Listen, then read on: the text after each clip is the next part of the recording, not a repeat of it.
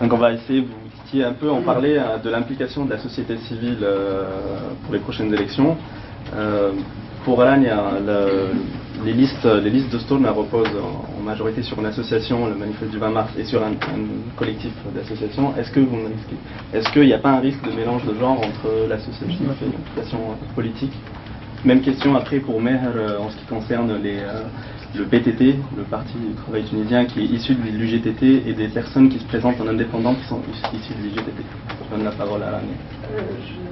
Je reprends ta question, donc vous m'avez dit, est-ce qu'il n'y a pas de oui, exactement, parce qu'à la base, c'est une association... Mais finalement, nous, qu'est-ce qu'on fait? On propose, comme tous citoyens tunisiens, un projet de constitution. Je dis que quand même, la société civile, elle a le droit de prendre part à ce débat politique et de participer et de proposer. Ce n'est pas une confusion dans la mesure où nos listes, les listes de Stourn, ne vont pas participer au gouvernement. Donc on ne va pas avoir des postes politiques, mais participer au débat, proposer une constitution, je pense que c'est le droit de tous les Tunisiens et de la société civile, parce que je dis que essentiellement, le sit-in de la Qasda, la révolution tunisienne, c'est aussi la société civile, et c'est essentiellement la société civile. Donc de ne pas prendre part, de ne pas participer, de ne pas proposer, je pense que ça ne tient pas. Oui. Donc même question à Meher sur exactement sur les personnes issues de l'organisation. C'est l'avis d'un observateur extérieur. Oui. Le PTT n'est pas le parti de l'UGTT, c'est le parti d'une tendance au sein de l'UGTT. Une tendance qui est un peu dans les organisations majoritaires du syndicat, mais qui n'est pas la seule.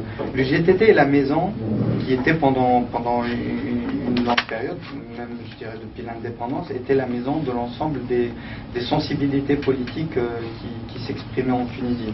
Une palette très large qui va des nassériens, bassistes, à l'époque où c'était interdit sous Bourguiba, jusqu'à d'autres organisations politiques, le communiste, le COCT actuellement. Et donc l'UGTT ne représente pas une seule tendance, mais représente l'ensemble des sensibilités qui étaient dans l'opposition, et pas seulement, y compris le RCD. Donc il y avait des gens du RCD qui étaient au sein de cette organisation. Donc le débat s'est posé au sein de l'UGTT. Est-ce que l'UGTT, en tant qu'organisation syndicale, allait se présenter aux élections à la Constitution?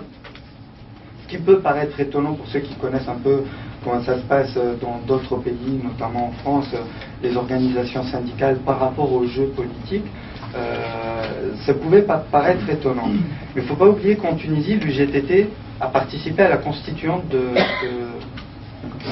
56, a participé à l'écriture de la constitution de 59.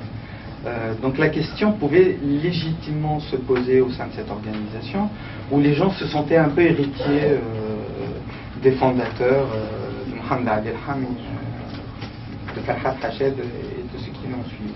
Donc la question s'est posée, mais le rapport de force étant celui qu'on connaît actuellement, c'est-à-dire plusieurs organisations politiques qui maintenant ont pignon sur rue depuis le 14 janvier, les partis politiques, les maisons mères entre guillemets de ces syndicalistes qui se sont abrités au sein de l'UGTT ont leur parti qui a pignon sur rue, qui est légal, qui va se présenter aux élections.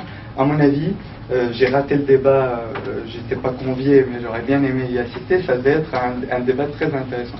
Donc l'UGTT ne participera pas en tant que tel aux élections, mais une majorité qui était un peu plus dans le recentrage syndical a créé le PTT, avec Bedoui qui était l'économiste et la tête pensante de l'organisation, qui était dans son centre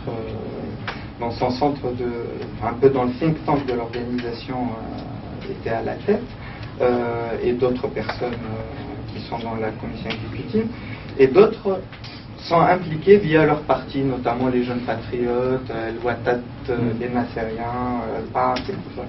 Donc l'UGTT ne jouera pas le jeu politique au même niveau que les autres, tant mieux je dirais. Je pense que l'UGTT doit jouer un rôle différent, le rôle qui lui revient, celui d'une organisation syndicale. Sauf que voilà, le congrès de l'UGTT va être en décembre, donc après les élections, donc ce qui va poser des petits problèmes parce que finalement les gens qui sont impliqués dans la création du PTT, les gens qui sont impliqués dans d'autres partis politiques sont un peu un parti pris. Donc l'UGTT n'a pas la marge de manœuvre que devrait avoir une organisation syndicale comme cette organisation, c'est, on va dire, un syndicat unique. Hein. Les deux autres, si vous voulez, on en parlera après, mais c'est un autre débat. Ne pourrait pas avoir le même débat que si d'entrée de jeu, si dès le 15 janvier, cette organisation s'était placée comme organisation syndicale, indépendante du jeu politicien, plus que politique, et se serait mis au-dessus de la mairie. Donc c'est pour ça aussi que les personnes issues de l'UGTT se présentent en tant qu'indépendants et pour ne pas représenter. Pas toujours indépendants. Il y en a très peu d'ailleurs comme indépendants. Il y a le PTT. Indépendants de l'UGTT peut-être, oui, mais ils sont dans divers partis. D'accord. Et les uns contre les autres. Parfait.